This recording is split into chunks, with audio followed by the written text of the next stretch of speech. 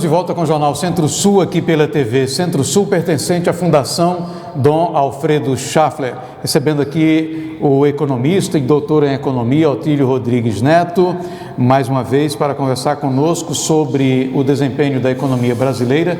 Nós estamos com o índice de confiança, que está em 56, vai até 100 pontos, né? Chegou a 56, esteve ali praticamente no limite, né? Esses dados, eles possuem alguma relação, Otílio?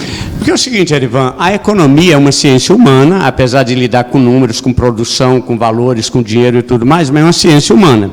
E a economia, ela vive de expectativas, né? Então, por exemplo, o empresário, quando ele toma a decisão de investir, de produzir, isso é feito com base na expectativa, naquilo que ele espera. Se ele olha o futuro e ele vê que existe um cenário onde ele vai ter condições de vender mais, então ele toma a decisão agora de investir. Quando ele investe em equipamentos, ele tem que contratar pessoas.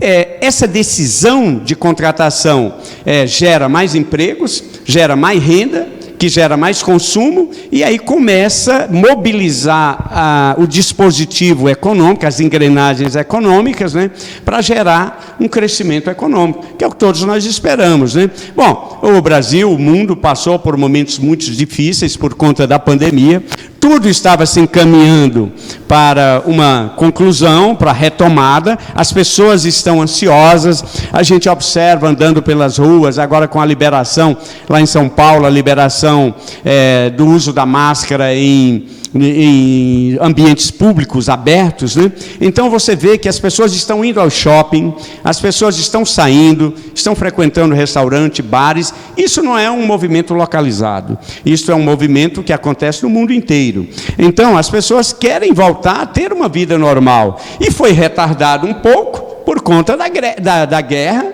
né? E aí gerou mais um problema assim, do ponto de vista da economia, né? Porque desestruturou um pouco as cadeias produtivas, criou essas pressões inflacionárias.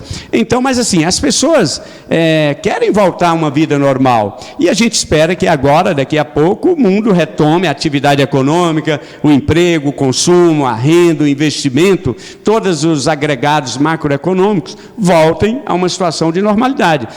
Tudo aponta esses sinais antecedentes, como a gente comentou, né, do emprego, do consumo, do índice de confiança dos empresários.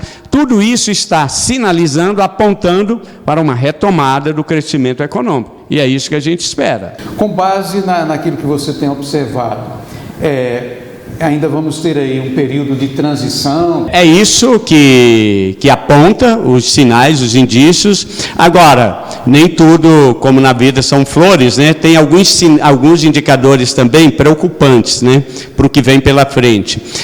Do ponto de vista, vamos dizer, da questão sanitária, a gente vê em vários estados, em São Paulo, aqui no Piauí, que são os dois estados que estão com maior índice de vacinação, né? Primeiro São Paulo, segundo Piauí, inclusive a minha mãe já tomou a 4ª dose, né? Quer dizer, parece que isso está tudo encaminhado pelas evidências, né? Agora, do ponto de vista da economia, o que preocupa um pouco são duas coisas. Uma, a inflação e o nível de juros, né? Porque assim, olhando aí a perspectiva econômica do que vem pela frente, essa questão da pandemia desestruturou, por exemplo, a questão dos fretes internacionais, a questão dos semicondutores, que são a produção dos componentes eletrônicos para uma boa parte da indústria, da TI e as indústrias eletrônicas, indústria de automóveis. Isso criou pressões inflacionárias. As pressões inflacionárias, por exemplo, o Brasil hoje, o último indicador da inflação foi o maior índice por mês de março desde 2004, né?